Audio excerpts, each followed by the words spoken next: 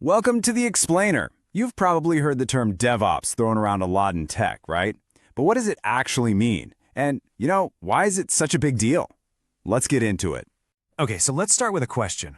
Why do so many great tech ideas just get stuck? You know the story. A company has this brilliant idea for a new app. The team's all fired up, but getting it from a developer's screen to an actual customer, well, it takes forever, and it's just full of problems. It's incredibly frustrating. Well, the answer a lot of the time is hidden deep inside the tech department itself. There's this great divide. Yeah, picture this, a huge, invisible wall running right through a tech company.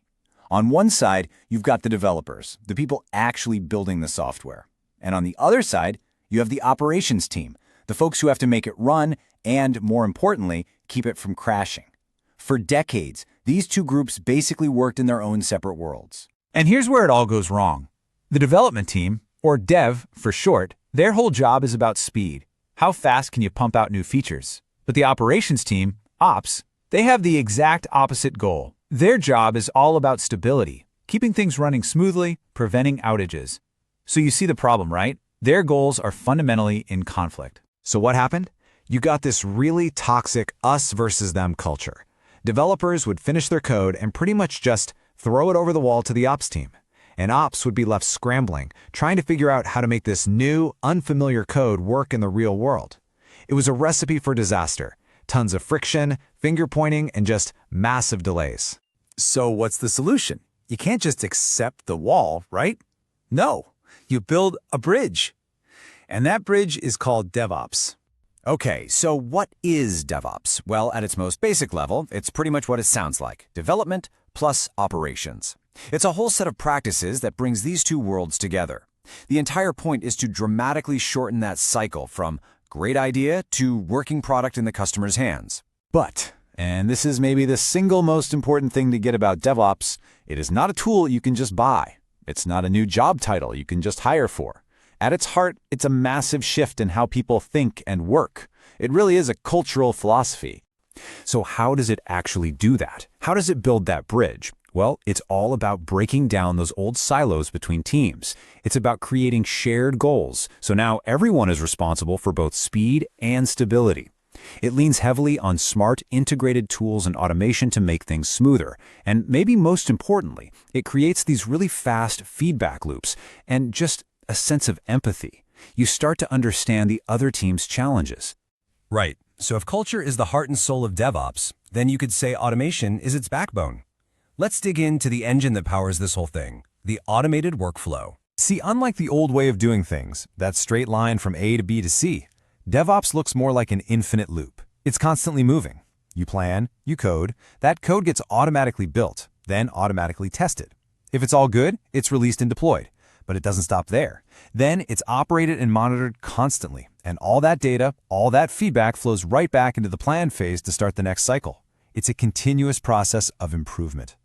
Okay, two key ideas make this whole loop spin. First, you have continuous integration, or CI. This just means developers are constantly merging small chunks of code together, and every single time they do, a bunch of automated tests run to catch bugs super early. Then you have continuous delivery, or CD. That takes CI a step further and automates the entire release process. So basically, any code that passes the tests is always ready to go live with just the push of a button. And all that cool automation and those slick pipelines, it brings us right back to the main point. None of it works. It's all completely useless without the right culture to back it up. There's this saying in the DevOps world that just perfectly captures this cultural shift. You build it, you run it. Simple, right? But think about what that means. It means developers aren't just writing code and then washing their hands of it. Nope. They're sharing the responsibility for how that code behaves for its entire life, especially when it's out there in the real world. In this new culture really stands on a few key pillars. You've got shared responsibility, dev and ops, they succeed or fail together.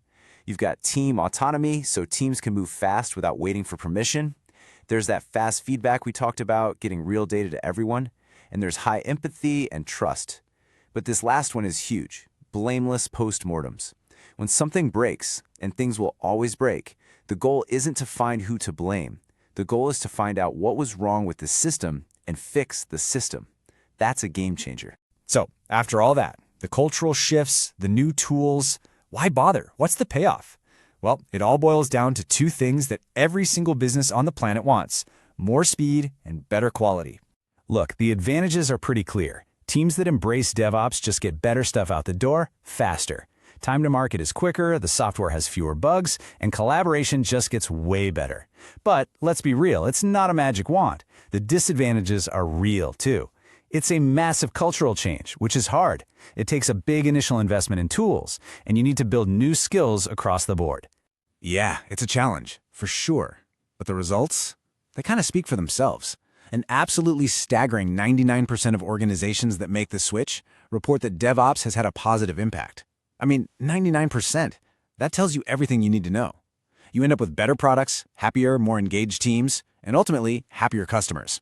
So, when you boil it all down, the whole story of DevOps leaves us with a really powerful question to think about. Is the biggest thing holding back innovation our technology, or is it really our teamwork? DevOps suggests that maybe, just maybe, the most powerful tool we have isn't code, it's collaboration.